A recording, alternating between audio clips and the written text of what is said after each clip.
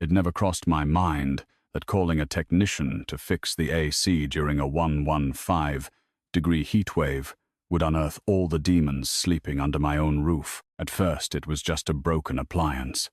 The air was burning, but what was hidden in the guts of that system led me to something much darker. Something sealed behind a locked door in the attic for years. I knew it the moment the technician looked me in the eyes, pale as a ghost, and said, "Sir, this isn't a mechanical failure. Someone did this on purpose." I felt my blood run cold. Let me tell you how a broken air conditioner, a message from a stranger, and 5 heavy-duty steel padlocks shattered my reality, revealing the monster that had been sleeping just a few steps away from me. Hello, I am so glad you are here joining me by the warmth of this fire. Before we dive into the darkness, I sincerely ask you to give this video a thumbs up, subscribe to the channel, and let me know in the comments from what corner of the world you're listening. It helps our family grow so much. One important note, my friends. This story contains fictional elements woven in for entertainment and to explore the depths of the human soul. Any resemblance to real people or places is purely coincidental. However, the lesson it hides carries a weight that is truly worth reflecting on.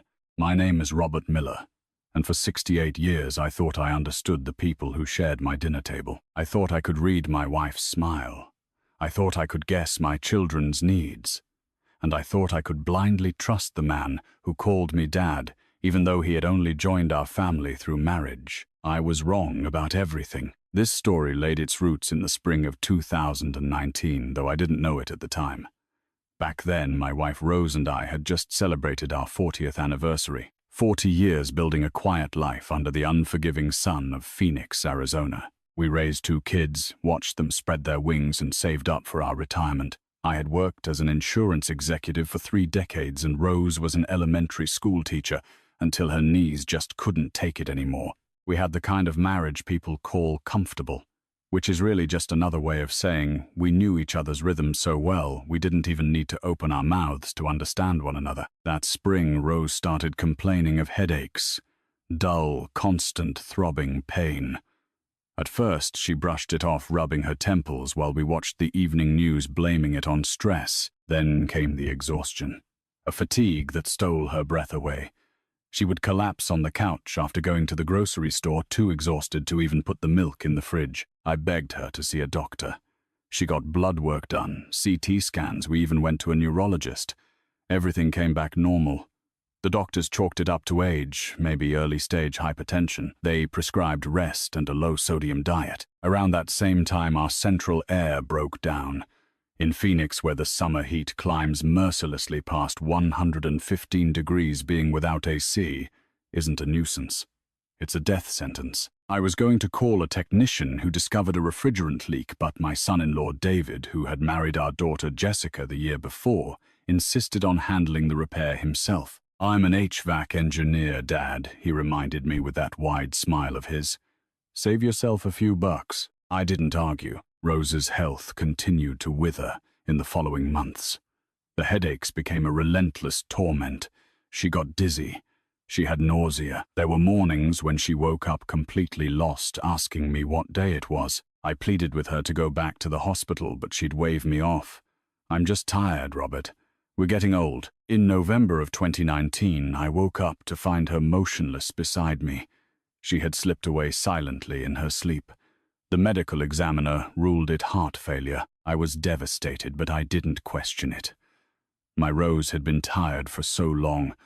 I thought her heart had simply decided to give up. Jessica and David were a pillar of iron during those dark days. They organized the wake, answered calls from relatives, and helped me pack up Rose's clothes. David cooked for me. He drove me to my appointments when the grief clouded my vision so badly I couldn't even start the car. Jessica sat with me at night, holding my hand while I cried until I had no tears left. I don't know how I would have survived without them. My son Mark was harder to reach. He had moved to Galveston, Texas years ago to work on an offshore oil rig in the Gulf of Mexico.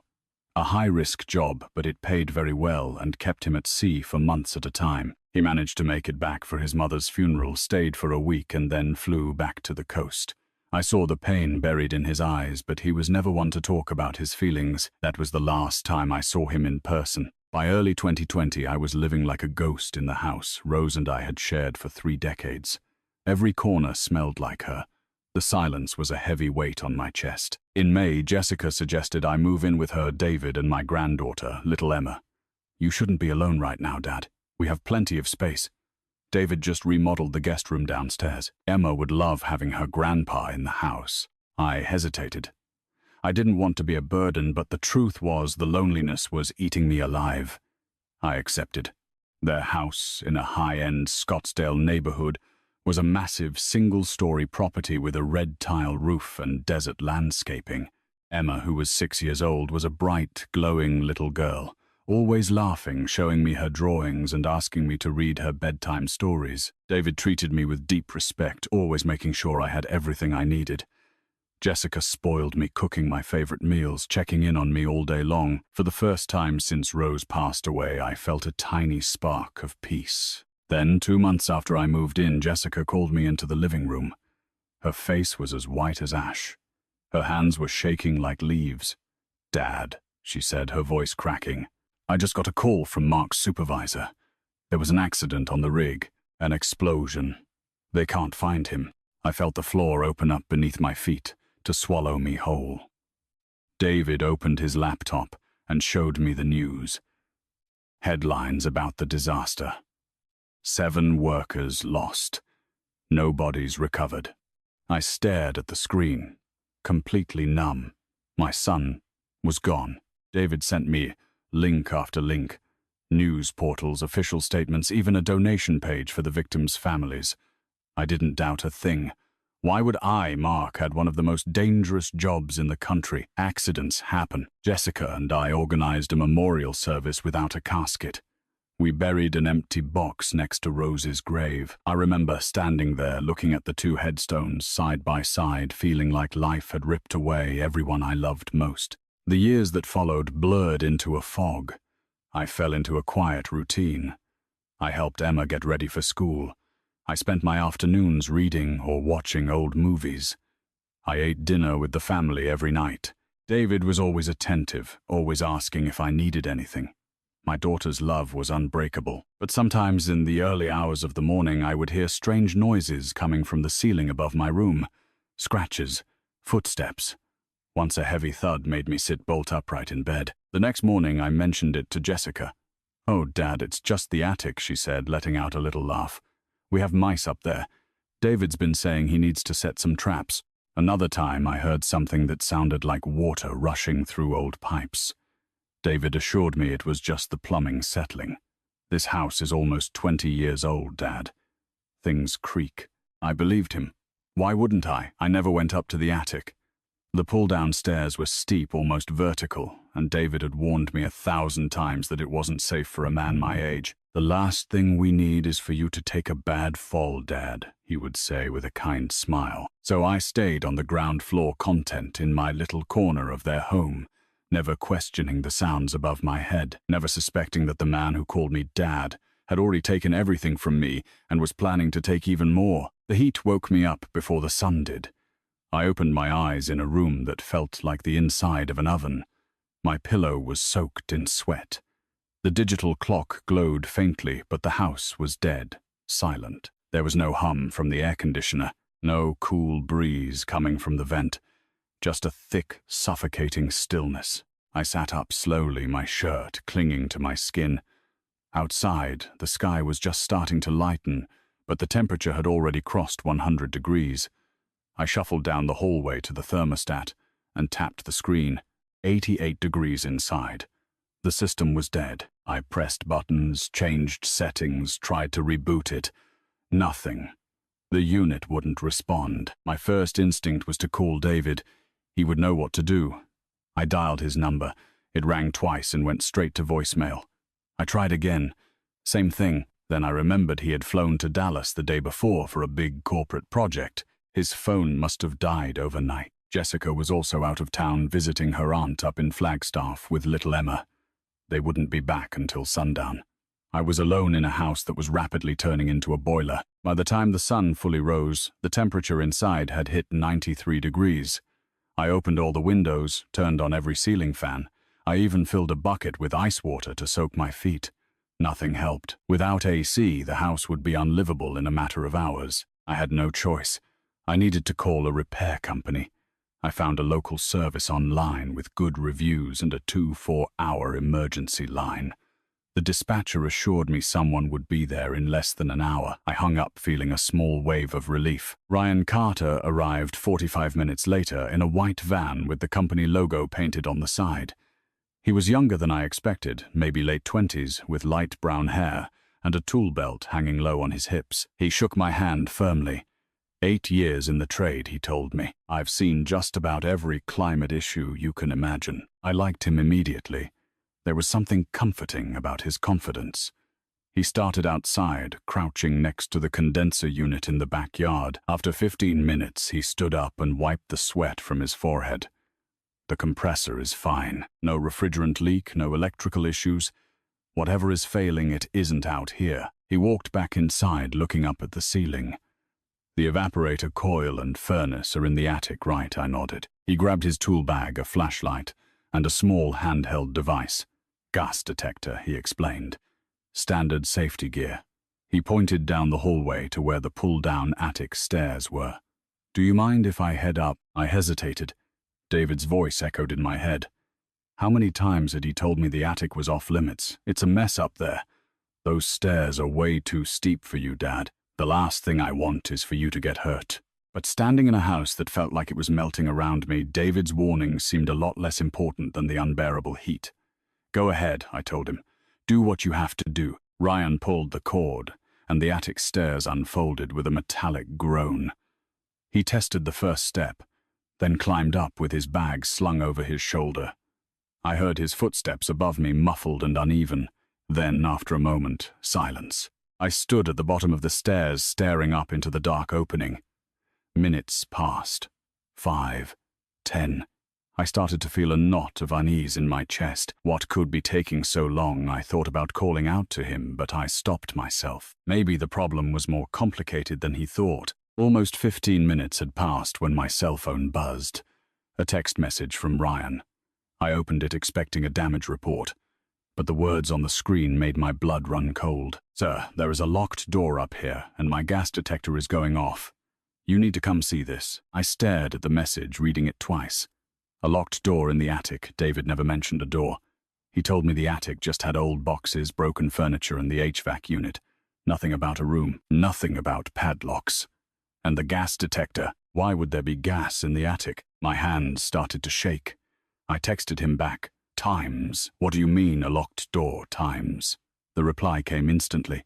You have to see this for yourself. Please come up. I looked at the narrow, steep stairs. My knees ached just thinking about the climb, but Ryan's message sounded urgent.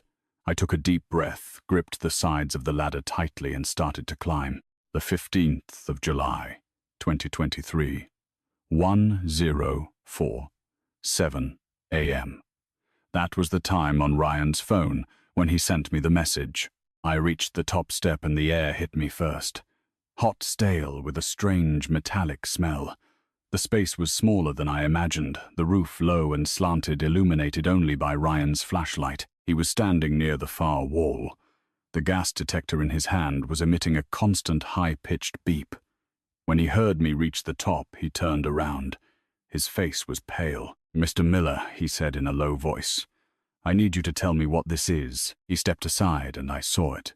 Hidden behind a stack of cardboard boxes and an old metal shelving unit hidden in plain sight was a door, a real door with a frame and a handle, and stretching across the front of it, securing it completely, were 5 heavy-duty padlocks, the kind used to secure a commercial warehouse. The kind meant to keep something or someone locked inside. I felt the floor tilt beneath me, my vision blurred. I reached out and grabbed the nearest wooden beam so I wouldn't fall. I don't know, I stammered. I've never been up here, David said. Ryan interrupted me, his voice calm but tight. Sir, my detector is picking up carbon monoxide, very high levels. Whatever is behind this door, it isn't safe. He pointed toward the HVAC unit nearby. And look at this. I followed his gaze. The metal housing of the furnace had been tampered with. There were fresh scratches on the seams, and one panel was slightly loose. Ryan knelt down and pried it open with a screwdriver. Inside, I could see wires, coils, and the ductwork, but what stole my breath away was a series of small, deliberate holes drilled directly into the heat exchanger, the part responsible for heating the air in the winter. They weren't accidental. They were precise. Intentionnel.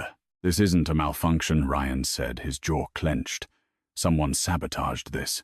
These holes allow carbon monoxide to leak straight into the air ducts. He stood up and pointed toward the locked door. And based on the dampers I'm looking at right here, it looks like most of that gas is being directed to two places: your bedroom downstairs, and whatever is behind that door. I couldn't speak.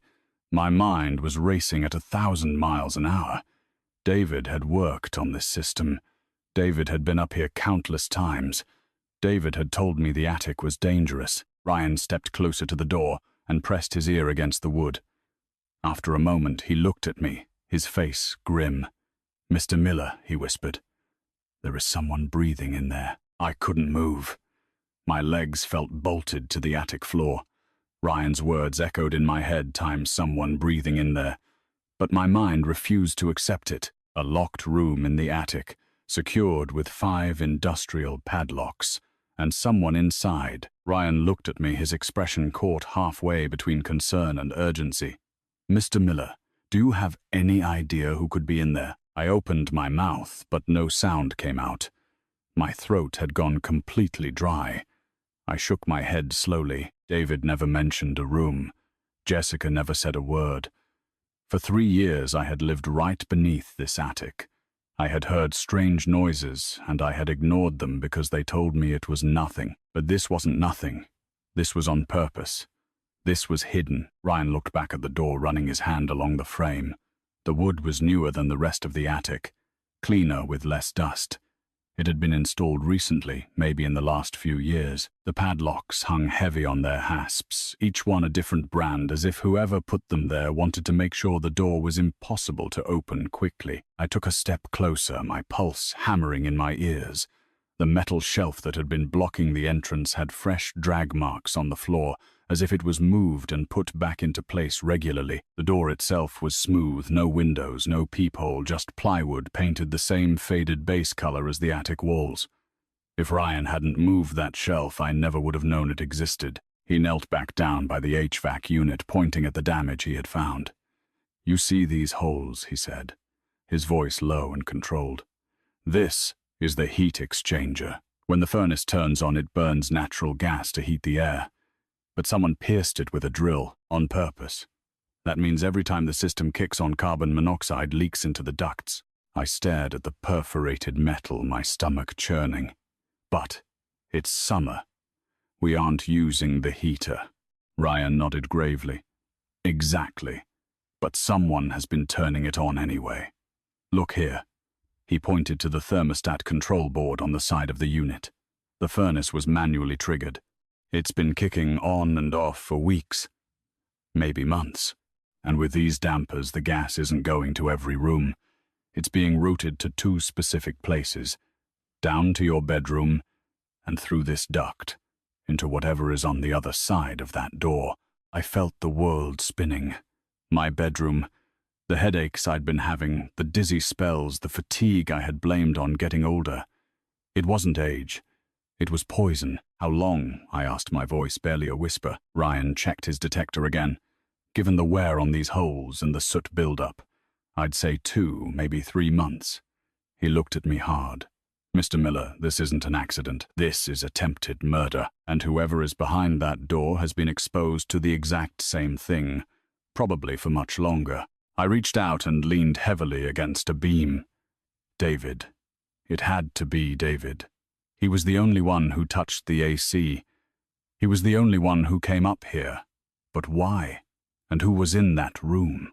Ryan stepped up to the door and knocked hard with his knuckles. "Hello, can you hear me?" His voice was calm, professional. No answer. He knocked again, louder. "If you can hear me, make a sound."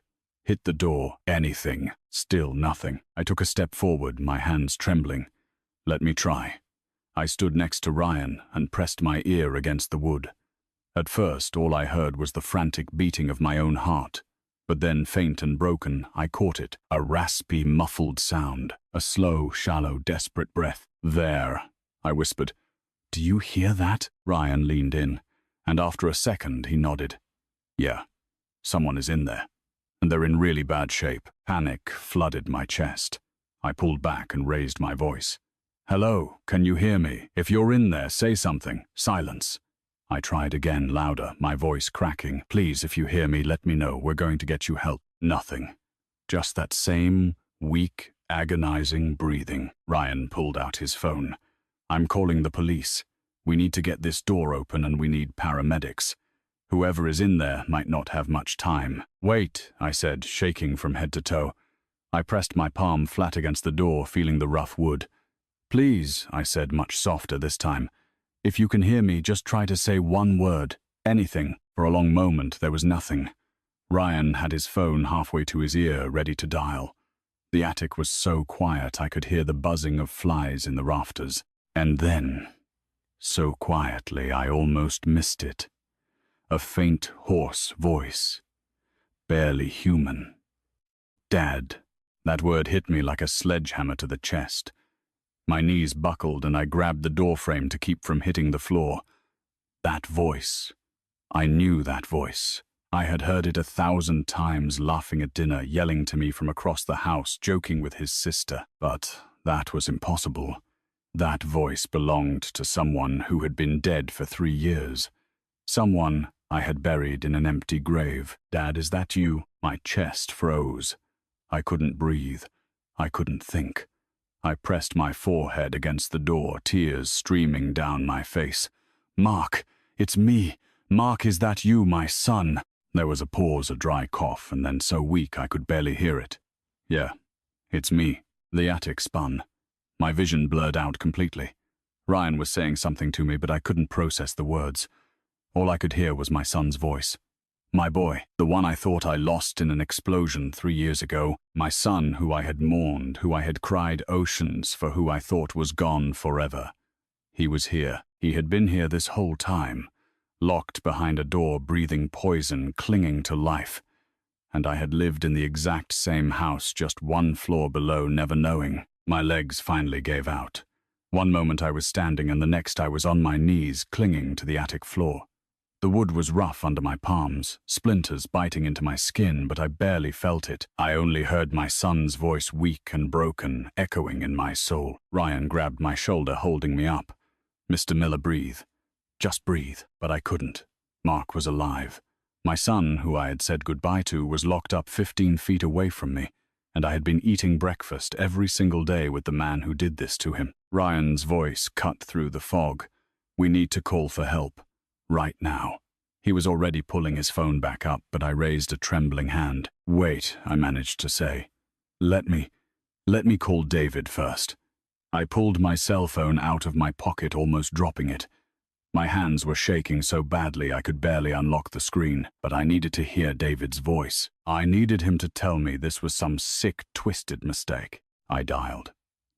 It rang once, twice, 3 times. Then voicemail. His calm, professional voice. You've reached David. Leave a message, and I'll get back to you. I hung up and dialed again. Same thing. A 3rd time. Nothing. Ryan was looking at me, his face tense with worry. He's not answering. I shook my head, feeling a block of ice settle deep in my stomach. David always answered. Unless he already knew. Unless he was running from this exact moment. Call your daughter, Ryan said quietly. She needs to know what's happening. I searched for Jessica's name and pressed call. She answered on the 2nd ring. Dad, what's wrong? Her voice sounded normal, worried but not terrified. I forced the words out of my throat. Jessica, Mark is alive. Silence. 3 seconds of absolute suffocating silence. When she finally spoke, her voice trembled. Dad, what are you talking about? Mark died 3 years ago. No, The word ripped out of my soul. He's here, Jessica. He's locked in the attic. There's a door. 5 padlocks. I heard his voice. He's been here this whole time. Another pause. Then softer, almost a whisper. That's not possible. Ryan found it. The AC tech found a door and a carbon monoxide leak. And Mark is inside Jessica. What the hell has David done? I heard her breath hitch. When she spoke again, her voice was different. Tense. Panic-stricken. Dad, listen to me. Do not open that door. Do you hear me?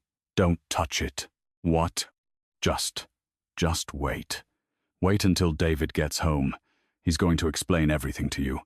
Just don't do anything until he gets back. I stared at the locked door, the 5 heavy padlocks, the duct pumping poison into the room where my son could barely breathe.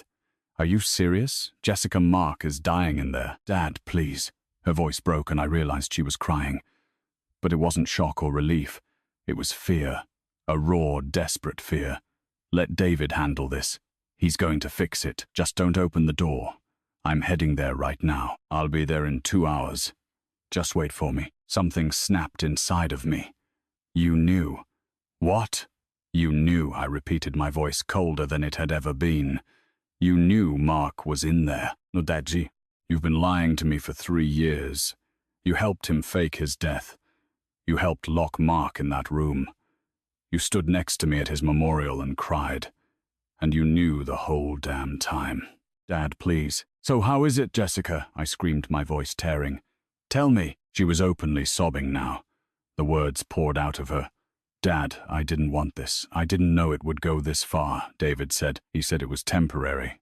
That we just needed time.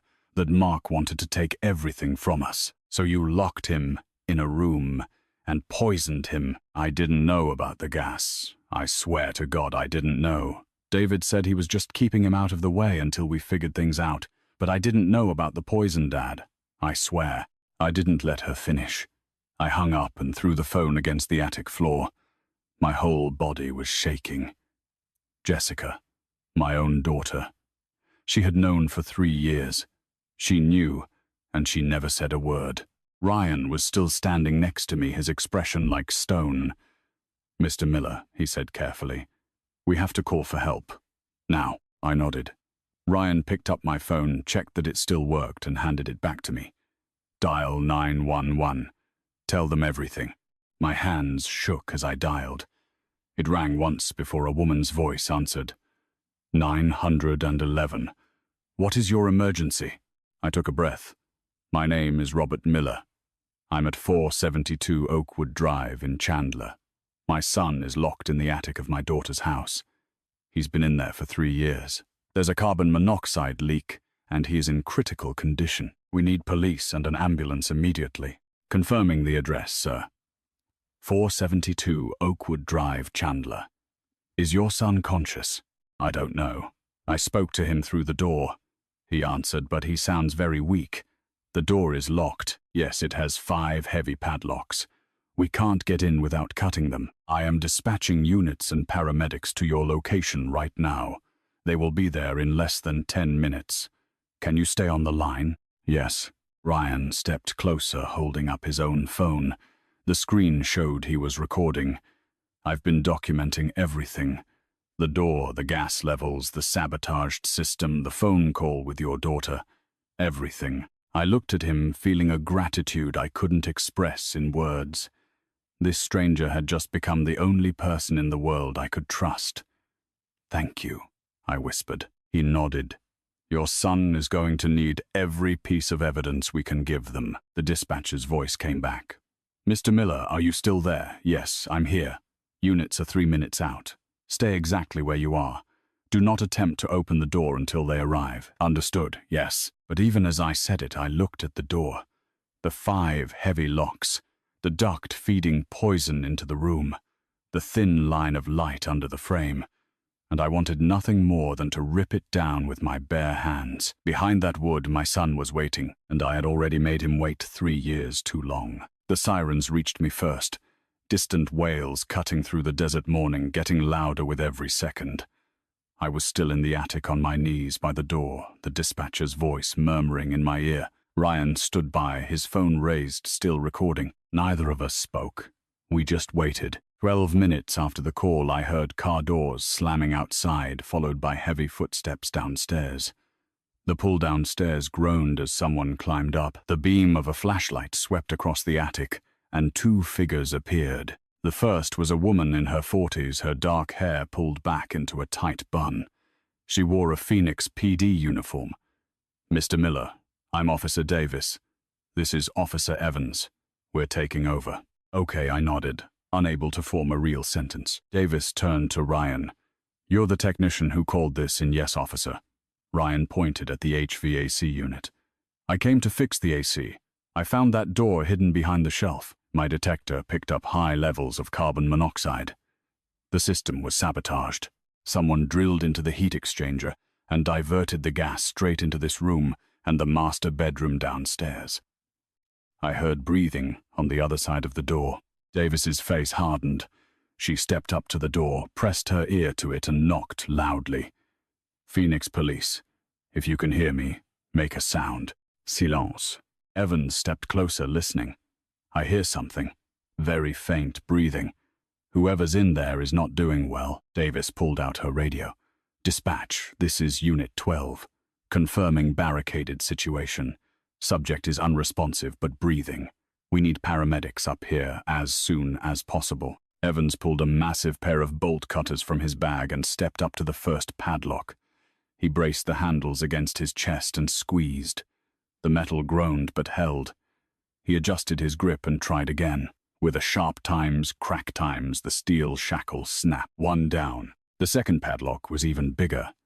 Evans threw his entire weight into it. After what felt like an eternity, the lock gave way with a loud metallic snap. 2 down. I watched with my hands clenched so tight my knuckles ached.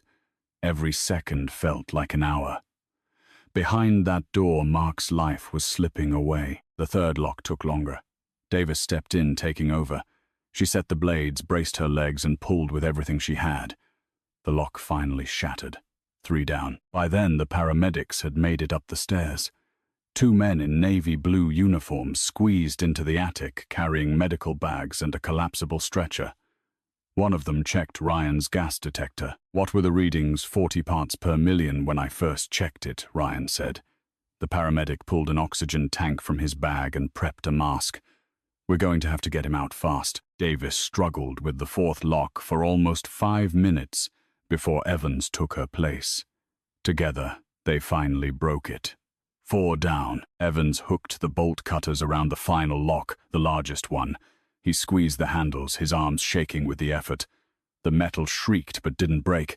He tried again and again. On the 3rd try, the lock finally gave way, sounding like a gunshot. 5 down. Davis grabbed the handle and yanked it open. The smell hit me first. Stale air, sweat, and something else I couldn't even name. The room was tiny, maybe 10 by 10 feet with no windows. In the beam of their flashlights, I saw him. Mark. At first, I didn't even recognize him. The figure lying on the narrow cot was skeletal. His skin was a pale, sickly gray, his cheekbones sharp beneath sunken eyes. His hair hung past his shoulders, matted in filthy clumps. His clothes hung off his body like they were 3 sizes too big. He wasn't moving. Then I saw his chest rise and fall in short, uneven gasps. The paramedics pushed past me, dropping to their knees beside the cot. The older one pressed 2 fingers to Mark's neck. Pulse is weak and thready. "We gotta move fast." He strapped the oxygen mask over Mark's face. The younger paramedic placed sensors on his finger and chest. The monitor lit up. O2 sat is at 68. Blood pressure is tanking. "We need to get him to the hospital right now." I stepped into the room, my legs barely holding me up. Mark's eyes fluttered open and shifted toward me. His lips trembled, but no sound came out. I fell to my knees beside the bed, reaching for his hand. His skin was freezing cold. "Mark," I whispered, my voice breaking. "It's me, son. It's Dad. You're safe now." He closed his eyes, and I felt his fingers give a weak, trembling squeeze around mine. The paramedic put a hand on my shoulder. "Sir, we have to move him. Please step back." I let go as they lifted him onto the stretcher. He looked so small, so fragile. They strapped him in across his chest and legs and carried him toward the attic opening. I followed, my legs shaking, my vision blurred with tears. By the time I reached the ground floor, they were already loading Mark into the back of the ambulance. I climbed in right behind him, gripping the edge of the bench, while the paramedic worked adjusting IV lines and checking monitors. Behind me, I heard Officer Davis's voice. "Mr. Miller, we're going to secure the scene here. We'll need to speak with you at the hospital, and we need to locate your daughter and your son-in-law." I turned to look at her. "Find them," I told her firmly. "Both of them." She nodded. "We will." The ambulance doors slammed shut and we took off, sirens wailing. I looked down at Mark, the oxygen mask covering half his face, the monitor beeping steadily beside him. I reached for his hand again, holding it gently. "I'm right here, son," I whispered. "I'm never leaving you alone again." Before I revealed the truth that shattered whatever hope I had left, leave a comment. I want to know you're still here with me, and please keep in mind that the next part of this story contains fictional elements designed to give the narrative more depth. It may not be entirely faithful to real events. If you prefer not to continue, you can stop the video here. Phoenix Medical Center rose against the desert sky like a fortress of glass and steel. They rushed Mark in on the stretcher, and I followed, numb and stumbling, as they pushed him through the automatic doors and down blindingly white hallways. A nurse stopped me at the entrance to the ICU. "Family needs to wait here, sir. The doctors will update you as soon as they can." I collapsed into a plastic chair in the waiting room, my hands still shaking. The clock read just past noon. It felt like weeks had passed since I woke up to a broken AC. Dr. Bennett found me 2 hours later. She was a calm woman in her 50s with graying hair, and that steady demeanor of someone who has spent decades delivering bad news. She sat down next to me holding a tablet. "Mr. Miller, your son is stable. We ran tests, and I have to be honest with you about what we found." I nodded, bracing myself for the blow. His carboxyhemoglobin levels, which measure carbon monoxide in the blood, were at 43% when he arrived. Anything over 40% is generally fatal. If he had been found a few hours later, we would be having a very different conversation. She paused. "We've started him on hyperbaric oxygen therapy. He's going to need at least 6 hours in the chamber. He will survive." Her expression softened. "Physically, yes. With time. He lost over 60 pounds. He is severely malnourished, dehydrated, and suffering from muscle atrophy. Beyond that, prolonged lack of oxygen can cause neurological damage. We won't know the extent of it until he is fully conscious, and we can run cognitive evaluations. But your son is a fighter. The mere fact that he is still alive is a miracle." I covered my eyes with my hands. "Can I see him when the treatment is done?" "Yes." Those 6 hours stretched into an eternity. When the nurse finally led me to his room, the sight froze me in the doorway. He was propped up slightly in the hospital bed with oxygen tubes in his nose and IV lines in both arms. His face was still skeletal, but his eyes were open and they were locked onto me. "Dad," he whispered. I crossed the room, dropped into the chair beside his bed and grabbed his hand. It was warmer now. "I'm here. I'm right here, son." Tears streamed down his cheeks. "I'm sorry. I'm so sorry, Dad." "You have nothing to be sorry for. This wasn't your fault." He closed his eyes for a moment, gathering his strength. When he spoke again, the words came out slowly. "I need to tell you what happened, before I forget." "Take your time," I told him. "I'm not going anywhere." He gave a weak nod and began. "July of 2020. Sarah, my wife, and she was pregnant. 8 months. The doctor said there were complications. She needed an emergency surgery, but insurance wouldn't cover it. We needed 20 grand. I flew down here. I didn't call you because I thought, maybe if you saw me in person, you'd understand how serious it was." His breath hitched. "I got to Jessica's house late around 11 at night. David opened the door. He told me you were already asleep to wait until morning. He offered me a glass of water. I drank it. And then nothing." My chest tightened. He drugged you. Mark nodded. When I woke up, I was in that room in the attic. David came in a few hours later. He stood in the doorway and told me I was trying to steal what was theirs, that you had money properties, everything he and Jessica deserved. He told me if I screamed, if I tried to get your attention, he would make sure something happened to you. He said he would do it in a way no one would ever question, and I believed him. He used me to keep him quiet. He brought me food once a day, just enough to keep me alive. A plate slid through a slot in the door, a bottle of water. There was a bucket in the corner for the rest. No windows, no light, except when he opened the door. I tried to break it down. I threw myself against it. I kicked it. I tried to rip the hinges off. Nothing worked. I screamed until I lost my voice. But David just turned up the music. And Jessica, every time you heard me, she told you it was mice or the plumbing. She knew, I said quietly. She knew the whole time. Mark's eyes filled with fresh tears. After a year, I stopped trying. I just gave up. The room fell silent save for the steady beep of the heart monitor. Mark continued, his voice fading. 2 months ago, something changed. I started waking up with terrible headaches. I was dizzy all the time, nauseous. My chest hurt. I didn't know it was carbon monoxide.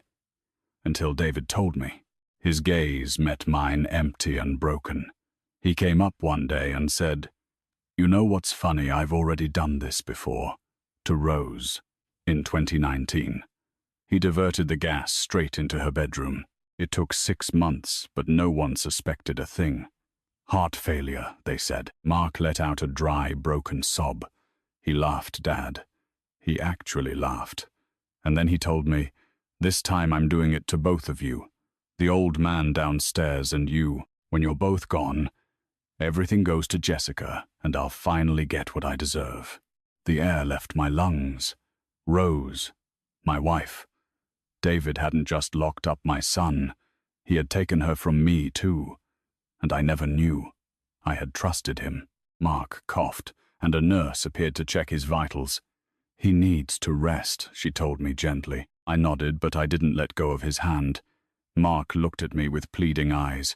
"Dad, I thought I was going to die in that room. I thought I'd never see you again. I thought Sarah would think I abandoned her. You're safe now," I told him, my voice thick with emotion. "Sarah is going to know the truth, and David is going to pay for every single thing he did." Mark closed his eyes, utterly exhausted.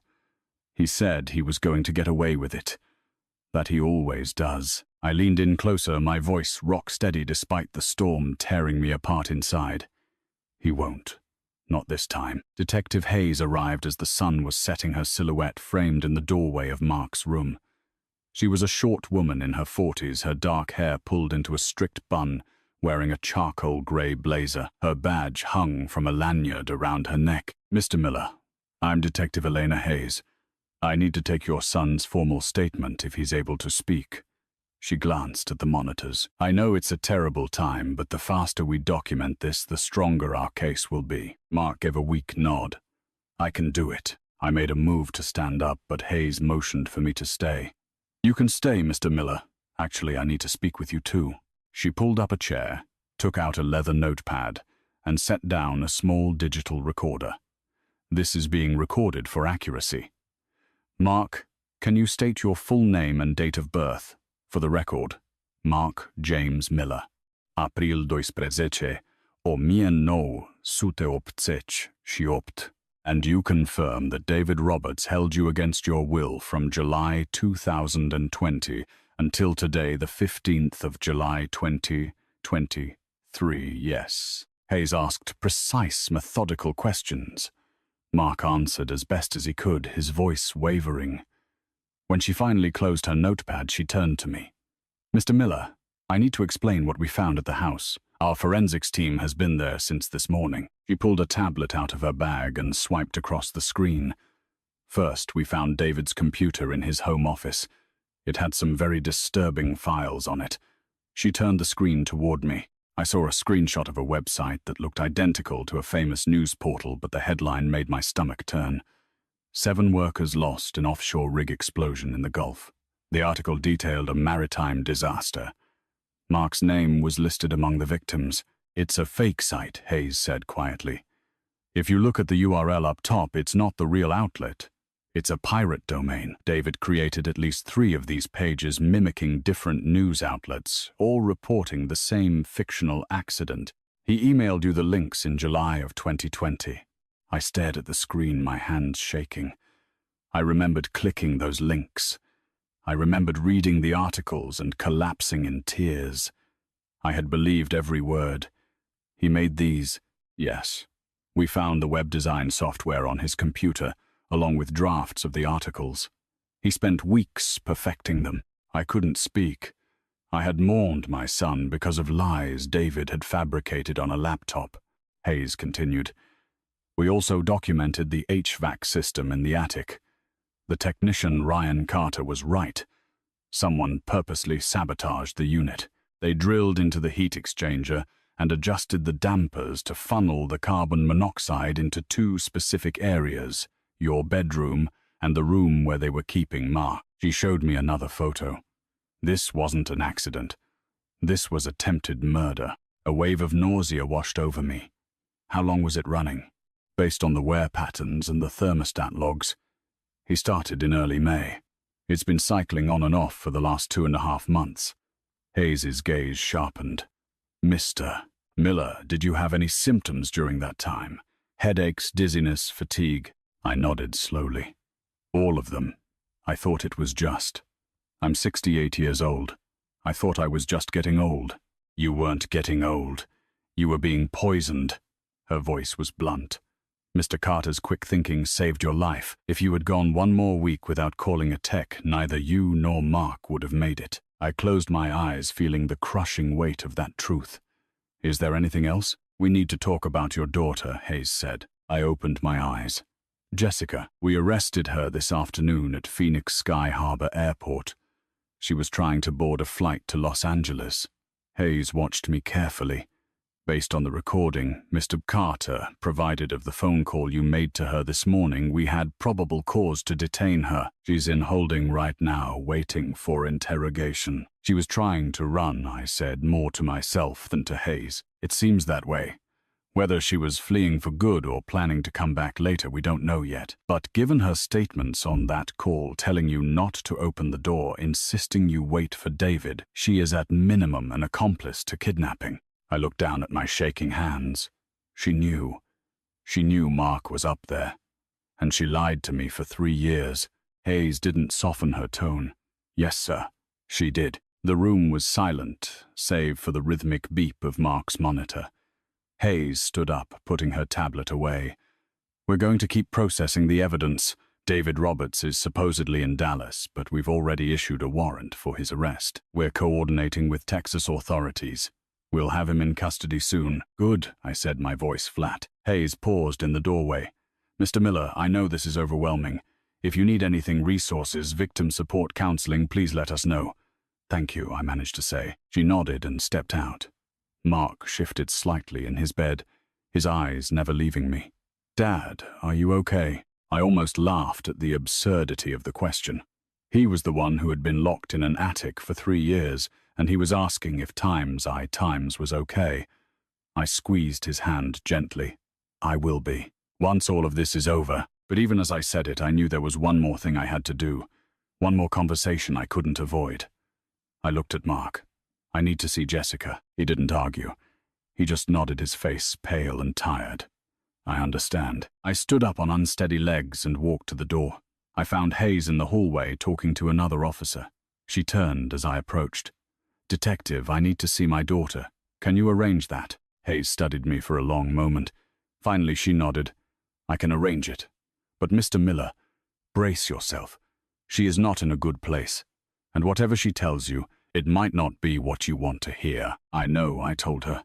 But I need to hear it anyway. 2 days after Mark woke up, I found myself standing in front of the glass doors of the police station, feeling like they were going to swallow me alive. I drove there alone, turning down Hayes' offer to send a squad car for me. I needed time to mentally prepare. Inside, the lobby smelled like industrial bleach and old coffee. Hayes was waiting for me at the front desk. Mr. Miller, are you sure you're ready for this? I nodded, even though I wasn't sure of anything anymore. She guided me through a maze of hallways until we stopped in front of a door marked Interrogation Room 3. Hayes turned to me, lowering her voice. She's been in here since yesterday. She's fragile. I'll be in the room with you, but this is your conversation. If you need to stop at any point, just say the word. I won't need to stop. Hayes opened the door. The room was small and cold, lit by harsh, white fluorescent lights. There was a metal table in the center, bolted to the floor. Jessica was sitting in one of the chairs, her wrists handcuffed in front of her, resting on the table. She looked up when I walked in, and the second our eyes met, she crumbled. "Dad," she sobbed, tears streaming down her face. "Dad, I'm sorry. Please forgive me." I sat down across from her. Hayes stood near the door, watching. I didn't say a word. I just stared at Jessica. Her hair was a tangled mess. Her eyes were red and swollen, her face pale and gaunt. She looked like she hadn't slept in days. "Dad, please," she whispered. "Say something." I leaned back in my chair, keeping my voice dead flat. "Did you know Mark was locked in the attic for 3 years?" She flinched, dropping her gaze to the table. "Yes," she whispered. "You knew and you didn't say anything." "I couldn't." "You couldn't," I cut in my voice, rising. "You couldn't pick up a phone. You couldn't tell me. You couldn't call the police. Dad, you don't understand." "Then make me understand, Jessica." I leaned forward. "Explain to me how you let your brother rot in a locked room while you lived downstairs and lied to my face every single day." She sobbed, her shoulders shaking violently. "David told me it was temporary. He told me Mark showed up trying to manipulate you, trying to steal money he didn't deserve. He said he just wanted to keep Mark out of the way for a little while. He said he was going to let him go. I thought it would be a few weeks. I didn't know it was going to turn into years. And when it turned into years, when did you decide to open your mouth?" Her face twisted in pain. "I was scared." "Of what?" "Of David. He told me if I said anything, if I went to the police, he would hurt you. He would hurt Emma. He said he would make it look like an accident." I was terrified, Dad. I didn't know what to do. I just stared at her. "So you chose to protect yourself and Emma, and you let Mark suffer." "I didn't have a choice. There is always a choice." My voice was ice. "You chose to lie. You chose to cover it up. You chose to tell me those noises in the attic were mice. You chose to let your brother starve to death while you pretended everything was picture perfect." She was crying so hard she could barely breathe. I know, I messed up. I know I'm a coward. But Dad, you have to believe me. I love you. I love Mark. David lied to me from the start. He made it sound like Mark was the bad guy, and I believed him. I was so stupid." Hayes stepped forward. "Jessica, did you help David create the fake news articles about Mark's accident?" Jessica's head snapped up. "No, I didn't know anything about that. I didn't even know he faked them until you guys showed me the evidence yesterday." Hayes took a note. "But you did help keep Robert away from the attic. You told your father the noises were nothing. That makes you an accessory to kidnapping." Jessica went pale. "I didn't look at it like that. I was just doing what David told me to do." "Because you were afraid of him," Hayes pressed. "Yes." Jessica's voice was barely a thread. "I was terrified of what he would do if I didn't listen to him. I watched her looking for any trace of the daughter I used to know, but all I saw was a stranger. A woman who had chosen fear over courage, complicity over the truth." I stood up, pushing my chair back. "Dad, wait." Jessica stretched her arms out as far as the handcuffs would let her. "Please don't go. Please." I looked down at her, and for the first time in my life I felt absolutely nothing looking at my daughter. No love, no anger, just a deep, hollow emptiness. "You're right about one thing, Jessica. You are a coward." Her face contorted in agony and fresh tears spilled over. "Dad, please." I turned to Hayes. "Where is David?" Hayes's expression darkened. "We don't know. After we arrested Jessica, someone must have tipped him off. He was supposed to fly back from Dallas yesterday, but he never showed up. His phone is off, and he hasn't touched his credit cards. We've issued the warrant.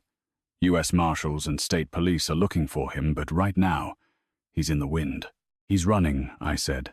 "It looks like it." I looked back at Jessica one last time. She was slumped in her chair, sobbing into her cuffed hands. I felt a brief flicker of something pity maybe, or grief for the daughter I had lost, but it wasn't enough to make me stay. I walked out the door, and Hayes followed, leaving Jessica alone in that freezing room. In the hallway, I stopped and leaned against the wall. Hayes stood beside me. "Are you all right, Mr. Miller?" "No," I answered honestly. "But I will be when you catch David." Hayes nodded. "We will find him. I promise you." I hoped she was right, because David Roberts had taken everything from me. My wife, my son's freedom, my daughter's integrity, my peace of mind, and I wasn't going to rest until he paid for every single one of those things. 5 days dragged on as if they were years.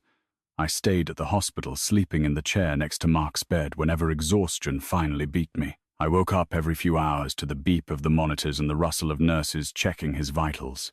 Mark was improving slowly and painfully, but he was alive. Dr. Bennett came by every morning with cautiously optimistic updates. "His oxygen levels are stabilizing," she told me on the 3rd day. "But Mr. Miller, you need to prepare yourself. Even with the best care, he's looking at 6 months of recovery. Maybe more. And there's still a risk of permanent neurological damage. We won't know the real impact until he has the strength for cognitive testing." I nodded, barely listening. My mind was elsewhere. It was on David. On the fact that he had vanished into thin air the second Jessica was arrested, slipping through their fingers like smoke. Hayes called me every night with an update. The first few days it was nothing. "We put out a nationwide alert," she told me on the 2nd night. "He hasn't touched his cards. His phone is still dead. We're coordinating with the FBI. He can't hide forever." But every day that passed without news felt like a failure. David was out there free while Mark lay in a hospital bed fighting for every breath. It wasn't fair. It wasn't justice. On the 4th day, I sat next to Mark and watched him sleep. His face had lost that grayish tint, and the violent tremors that had shaken his body the first few days had subsided. But he still looked fragile, like a strong gust of wind could blow him away. I reached out and took his hand gently. "I'm still here, son," I whispered, "and I'm not going anywhere until this is over." His fingers twitched against mine, and he opened his eyes slowly. "Dad," his voice rasped, barely audible. "Did they find him yet?" "Not yet," I admitted. "But they will." Mark closed his eyes again, his breathing shallow. "I'm scared he's going to get away." "He won't," I told him, even though I wasn't sure I believed it myself. "You just rest. Let me worry about David." That night I couldn't sleep. I paced back and forth down the hospital corridors, clutching my cell phone, waiting for it to ring. Waiting for Hayes to tell me they had him. Waiting for something, anything, to break the suffocating weight of the uncertainty. The call came the next morning. I was sitting in the cafeteria forcing down coffee that tasted like burnt rubber when my phone buzzed. Hayes's name lit up the screen. I answered before the 2nd ring. "We found him. We have a lead." Her voice was tight with a controlled urgency. "David's cell phone pinged near Flagstaff an hour ago. The FBI believes he's trying to make a run for the border, trying to cross into Mexico." I stood up so fast my chair screeched against the floor. "Are you still on him? We've alerted Border Patrol and Customs. They're setting up checkpoints at all the crossings in the area. If he tries to get through, they'll stop him. We're heading up there now for support. We are not letting him slip away." "I'm going with you. Mr. Miller, I don't think that's a good idea." "I'm going," I repeated, my voice like stone. "I need to see this." There was a pause on the line, and then quietly, "All right, but you stay out of the way. Let us do our job." I didn't wait for her to change her mind. I told Mark's nurse where I was going, left a note in case he woke up, and drove north. Flagstaff was a long drive, but I sped up the highway, my hands white-knuckling the steering wheel, my jaw clenched so tight my teeth ached. By the time I reached the border checkpoint near Nogales, the sun was high and ruthless, baking the asphalt until it shimmered. The area was a swarm of law enforcement, Border Patrol SUVs, unmarked vehicles, and Hayes standing near a group of agents, with her arms crossed, talking into a radio. She saw me pull up and walked over, her expression unreadable. "We got him," she said before I could even ask. "Customs stopped him 20 minutes ago at the pedestrian crossing. He was trying to walk across with a fake ID." I let out a breath. I didn't know I was holding. "Where is he?" Hayes gestured toward a holding area near the checkpoint, a small chain-link enclosure where a figure sat on a bench, his hands cuffed behind his back. Even from a distance, I recognized him. David had his head down, shoulders slumped, but it was him. "Can I talk to him?" I asked. "No." Hayes's voice was firm. "They're processing him. We're transporting him to a maximum security federal facility until we can get him in front of a judge in Phoenix. You'll have your chance to face him in court, but not here. Not now." I stared at David's hunched figure, feeling a cold, hollow rage settle in my chest. He looked small, pathetic, nothing like the man who smiled at me over breakfast, the man who called me Dad, the man who locked my son in an attic and poisoned my wife. "He almost made it," I said quietly, "if you guys were 10 minutes later." "But we weren't," Hayes replied. "His run is over." I wanted to believe her, but as I watched David sitting there cuffed and silent, I couldn't shake the feeling that this wasn't over. Not yet. Hayes's phone buzzed and she looked at the screen. "Mr. Miller, there's something else we need to discuss. Our financial intelligence team has been digging into David's accounts, and we found something major. Can we talk on the ride back to the precinct?" I pulled my eyes away from David.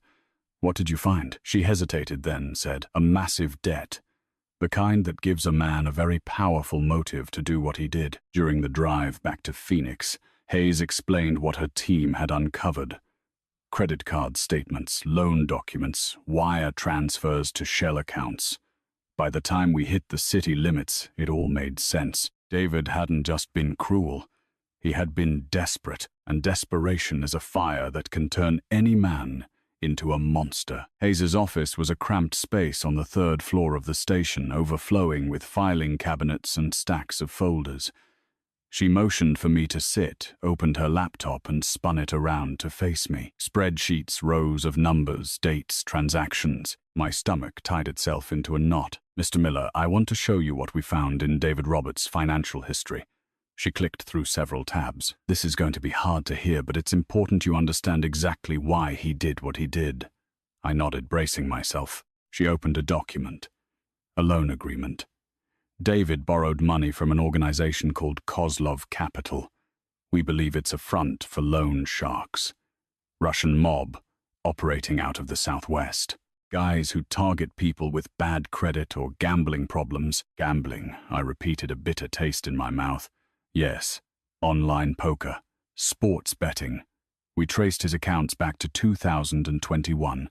In the first 6 months alone, he lost over $40,000. She scrolled down, showing me transaction after transaction. When his money ran out, he went to Kozlov. They loaned him $50,000 to start. The terms were brutal, 25% monthly compound interest. When he stopped paying, the debt exploded. She opened another tab. A timeline. I watched the numbers climb. 50,000, 100,000. 200. By 2023, the figure had reached $400,000. I stared at the screen, unable to process the sheer scale of it. Hayes opened an email folder. Messages from anonymous senders. Friendly reminder. Late payment. Final notice. And then dated the 10th of May, 2023 times. Last chance. She opened it. The message was short. "You have 30 days. Pay up or face the consequences. We know where your family lives." I felt my hands ball into fists. They threatened Jessica. They threatened Emma. Yes. And David panicked. Hayes pulled out a calendar with dates circled in red. May 2023. The same month he received this threat is when the HVAC system in the attic was sabotaged. The carbon monoxide poisoning started exactly 2 weeks after this email. The pieces slammed into place. He needed cash fast, and the only way to get it was his inheritance, I concluded. Hayes nodded. "We estimate your total assets at around $1.5 million, factoring in the house and your retirement savings. By law, if you passed away without a will, your estate would be divided among your living children. Mark was supposedly dead. That left Jessica as the sole heir, and David controlled Jessica." Exactly. We found joint bank accounts and credit cards in both their names. If you died, Jessica would inherit everything, and David would have direct access to the money. I leaned back in the chair, the weight of it crushing me like a suffocating blanket. So when Mark showed up in July of 2020, David saw him as a threat. If Mark was alive, the inheritance gets split in half. David couldn't risk that, so he locked him up. Hayes opened another document. Initially, we believed David planned to keep Mark locked away until you died of natural causes. Once you were gone and Jessica inherited the money, David could have disposed of Mark however he wanted. But he didn't wait, because in May of 2023, Kozlov gave him an ultimatum, I said, my voice hollow. 30 days. David couldn't wait for me to die on my own. He needed the money immediately, so he accelerated things. He started poisoning both of us slowly enough not to raise immediate suspicion, but fast enough that we'd both be dead within weeks. I pressed the heels of my hands into my eyes. Rose's headaches, Mark's 3 years in hell, my own dizzy spells, the fatigue I blamed on old age. It was all on purpose. It was all coldly calculated. He was going to kill us both for money, and to save himself from the mob. Hayes closed the laptop. Mr. Miller, David Roberts, is a man who was in way over his head. But that doesn't excuse what he did. It explains it, and it gives us a clear motive to put him away for life. I looked her in the eyes. What happens to David now? He'll be arraigned in Phoenix this week. The charges are extensive. Kidnapping, attempted murder, fraud, conspiracy. With the evidence we have, he's looking at life in prison without parole. She paused. There is one more thing. I waited, feeling a fresh wave of dread. Hayes picked up a manila folder and slid a piece of paper across the desk toward me. It was a court order. I skimmed the text, catching phrases like Times authorized exhumation, Times and Times forensic examination. What? What is this? I asked, though a part of me already knew. Mr. Miller, based on Mark's testimony, specifically David's confession about your wife, we obtained a warrant to exhume Rose's remains. The room felt like it tilted.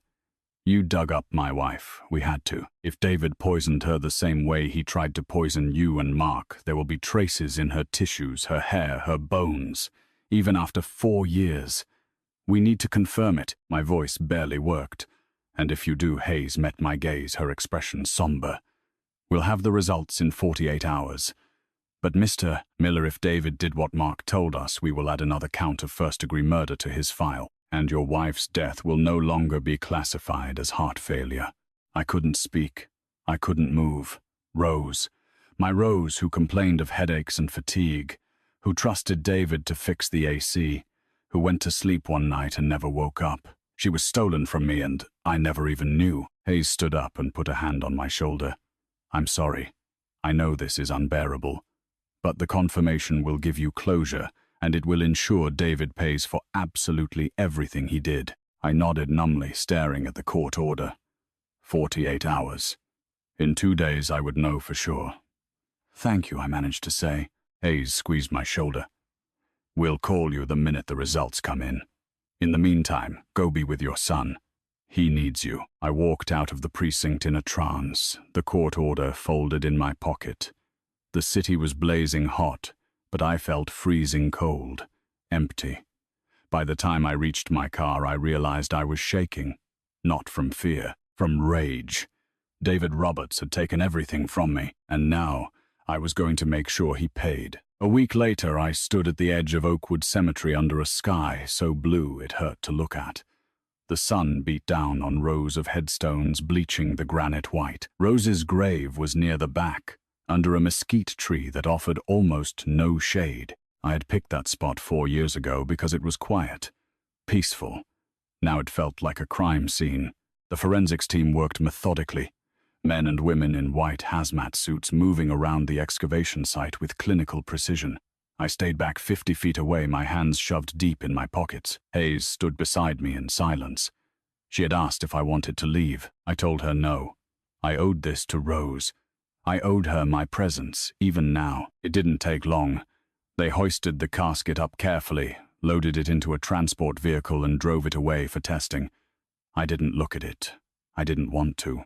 The Rose I wanted to remember was the woman who laughed at my terrible jokes, who planted tomatoes in the backyard every spring, who held my hand at the movies.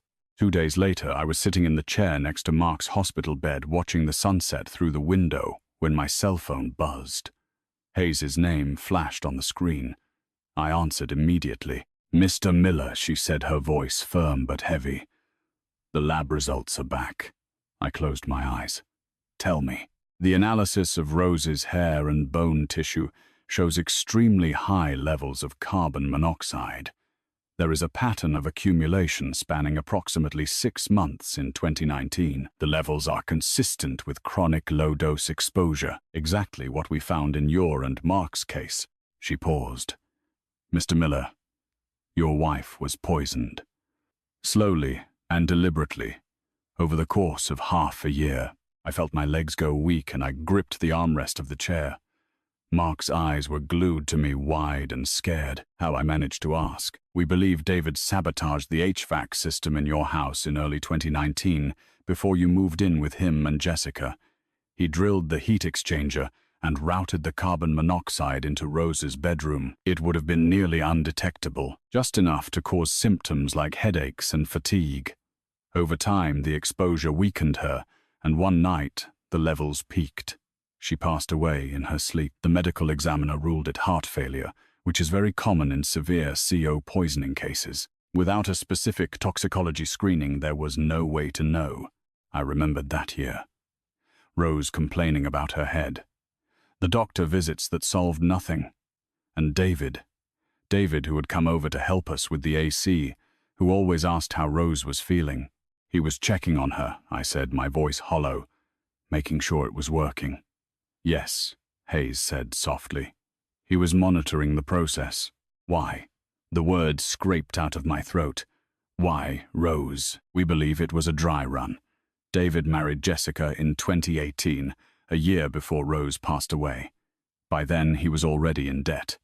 If Rose died, you would be left alone, vulnerable. He could position himself as the caring son-in-law, gain your trust, and eventually get access to your money. And by taking Rose first, he learned how to use carbon monoxide as a weapon. He perfected his method. I covered my face with one hand, trying not to fall apart.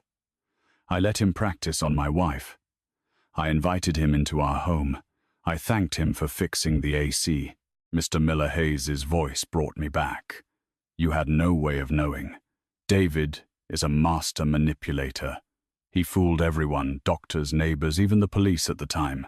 You are not to blame for this, but I felt like I was. I had watched Rose suffer for 6 months, thinking it was stress or old age. I let her die in our bed while I slept in the next room, oblivious to it all. I mourned her, buried her, and moved on, never once suspecting that the man sitting across from me at Christmas dinner had taken her life. Mr. Miller Hayes said, "Are you still there?" "Yes," I said, though my voice didn't sound like my own. "I'm here. There's one more thing. With this new evidence, we are upgrading David's charges. He is now facing 3 counts of first-degree murder, 1 completed for Rose, and 2 attempted for you and Mark. Combined with the kidnapping charge, he is looking at consecutive life sentences without the possibility of ever getting out. The DA is confident we have an airtight case." "Good," I said. It was the only word I could manage. Hayes went quiet for a moment, then spoke gently. "Bovoval, but it means Rose's death will no longer be written off as a heart attack. She will be recognized as a victim, and David will pay for what he did to her." I nodded, even though she couldn't see me. "Thank you. Take care of yourself, Mr. Miller, and take care of your son." I hung up and stared at the phone. Mark was watching me, looking pale. "Dad?" he asked quietly. "Was it him?" "Yes," I told him, my voice breaking. "It was him. He took her." Mark's eyes filled with tears and he looked away, his hands shaking. "I'm so sorry, Dad. I'm so sorry." "It's not your fault," I told him. But the words felt empty. Someone was times at fault, and that someone was sitting in a holding cell awaiting trial. I stood up and walked to the window, staring out at the city lights beginning to flicker in the twilight. Somewhere out there, David Roberts was sitting in a cell, probably thinking he could talk his way out of this, but he couldn't. Not this time. Rose was gone. But her memory wouldn't be buried under a mountain of lies anymore. And David would spend the rest of his days paying for what he had done. I made a promise to myself, standing there in that hospital room. I would see this through to the very end. I would sit in that courtroom, look David in the eyes, and watch him lose everything. For Rose. For Mark. For all of us. The call came on a Tuesday morning, a week after David's arrest. I was making coffee in the small kitchenette of the hotel where I was staying. I didn't have the heart to go back to Jessica and David's house. My cell phone buzzed on the counter. Unknown number. I almost didn't answer it, but a gut feeling forced my hand. Mr. Miller. The voice was male, calm, with a slight accent I couldn't place. Your son-in-law owes us $400. 000. I froze, holding the coffee pot in midair. Who is this? That doesn't matter. What matters is that David Roberts can't pay his debt. He is in federal custody and his accounts are frozen, which means the debt transfers to his family, to you. I don't owe you anything, I said, my voice sharper than I intended. You will. You have 7 days to arrange payment. If you don't, there will be consequences. We know where you are, Mr. Miller. We know where your son is. There was a pause. Phoenix Medical Center, room 314. I hear he's recovering very nicely. It would be a real shame if something interrupted that recovery. The line went dead. I set the phone down on the counter, carefully shaking. Then I called Detective Hayes. She answered on the second ring. Mr. Miller, what's wrong? I told her about the call. Every word I could remember. When I finished, there was a long silence. It's Kozlov's people, she said finally. The FBI is already involved. They believe Kozlov Capital is part of a massive organized crime syndicate. She paused. Mr. Miller, it's possible they might try to approach you in person. If anyone comes near you, do not engage. Call 911 immediately. And Mark, you said they mentioned the hospital. I'm putting officers outside his room, but the feds want to use this to our advantage. If Kozlov's thugs show up, it gives us the opportunity to arrest them. Mark will be protected. I hated the idea, but I didn't have a better option. Fine. But if anything happens to my son, it won't, Hayes said firmly. I promise. I hung up and drove straight to the hospital. Mark was sitting up in bed when I arrived, looking better than he had in days.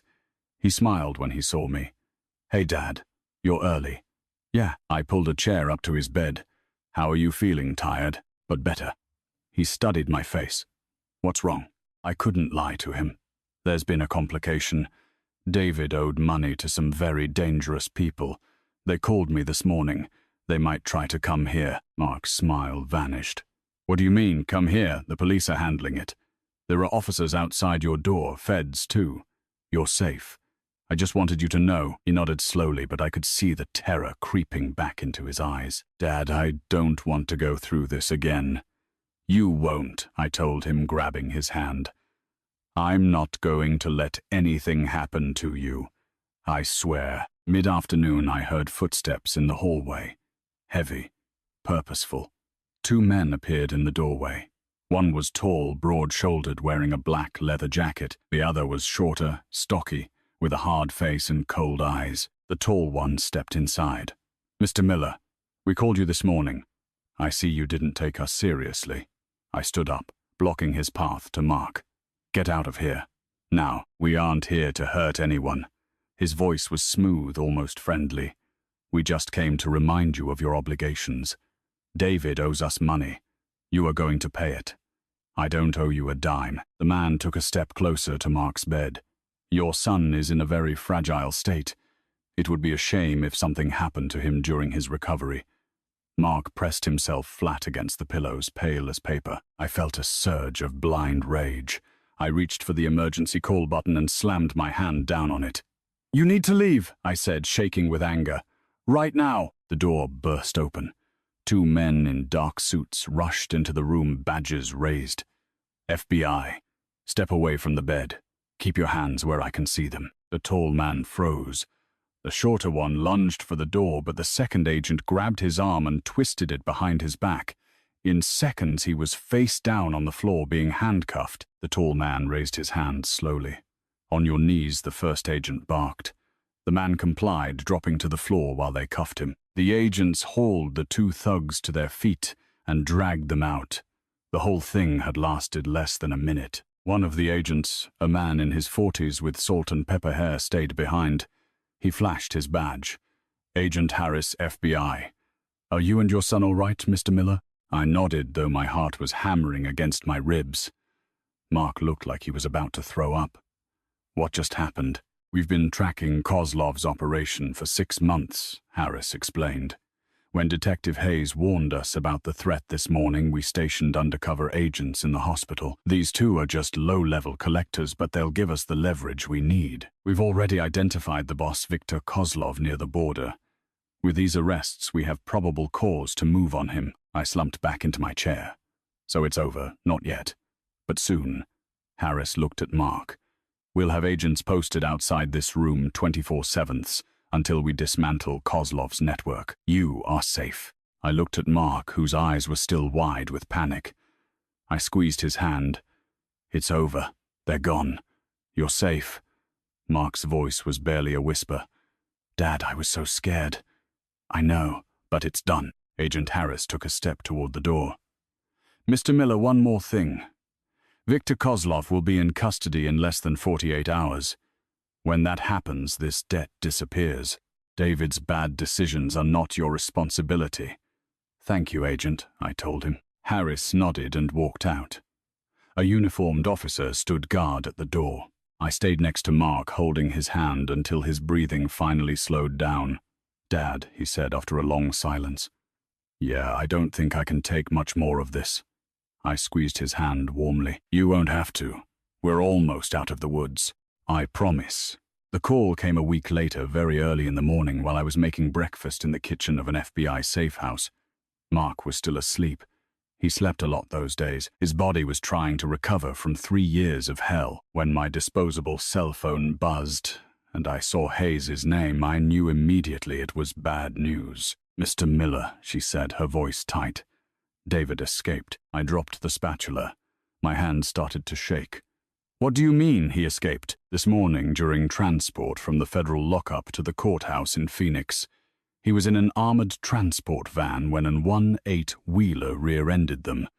It was a massive wreck, caused a multi-car pileup. In the chaos, while the officers were securing the scene and paramedics were arriving, David slipped away. He was handcuffed, but we found the cuffs cut half a mile down the road. Someone was waiting for him with bolt cutters. I leaned heavily against the kitchen counter. How is that possible? You told me transport was secure. We think it was coordinated, Hayes said, frustrated. The truck driver fled the scene before he could be questioned. We're investigating if Kozlov's network helped him escape. So he's loose. Yes. Every agency is looking for him, U.S. Marshals, FBI, state troopers. But until we find him, you and Mark are at extreme risk. We are moving you to a new, secure location immediately. I looked down the hallway, where Mark's bedroom door was still closed. When, in less than an hour, pack light, agents are on their way.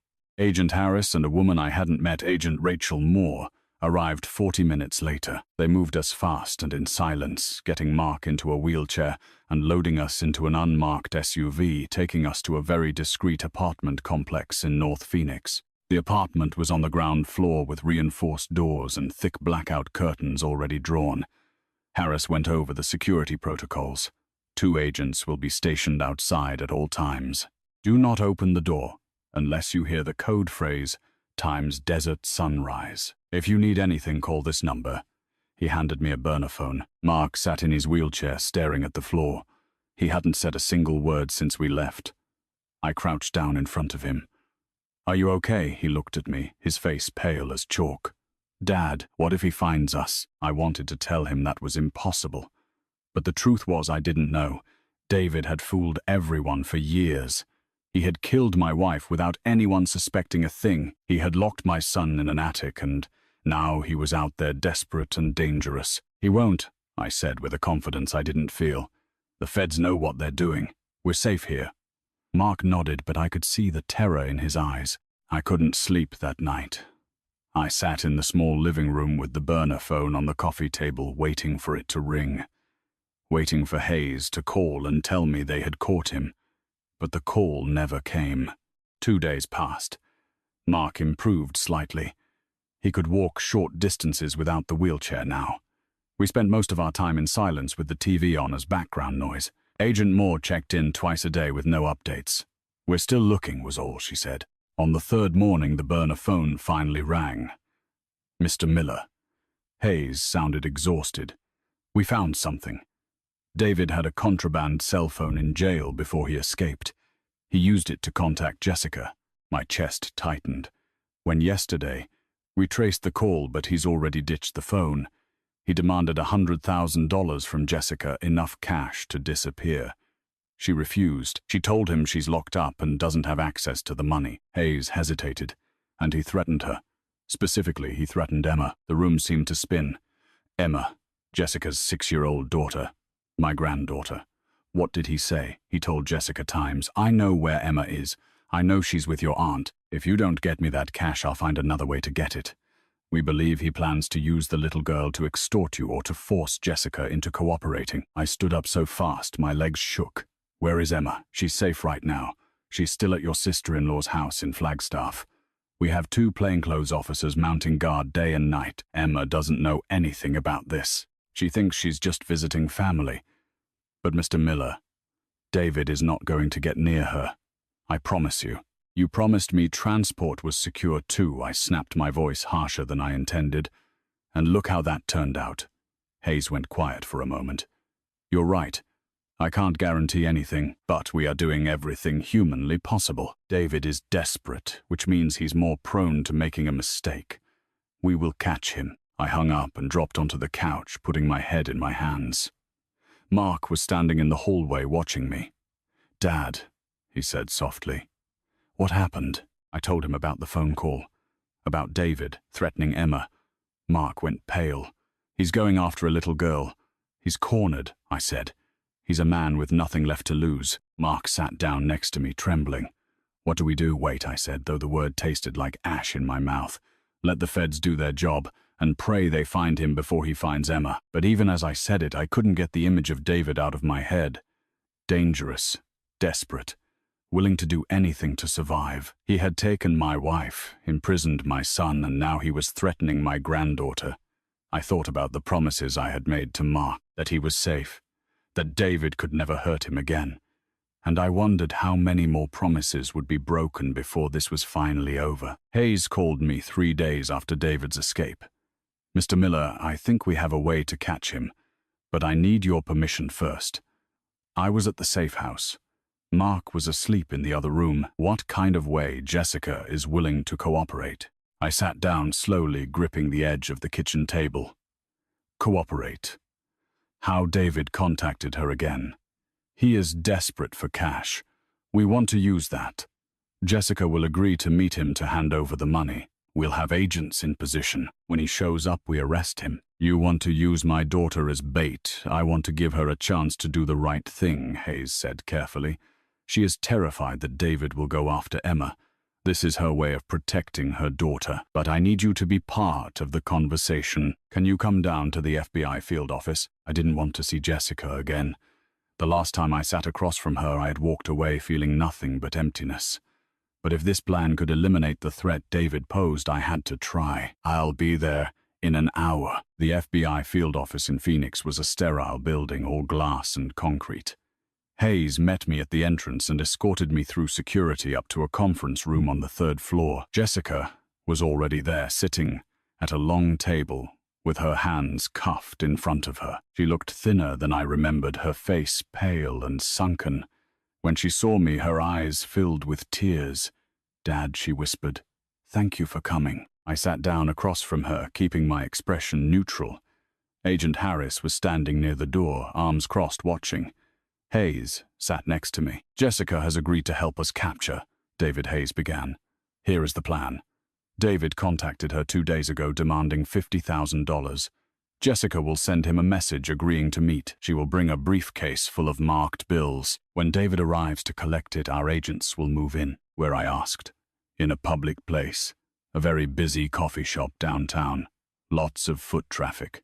David won't have an escape route, and there will be witnesses if anything goes south, and if he suspects it's a trap. Harris took over.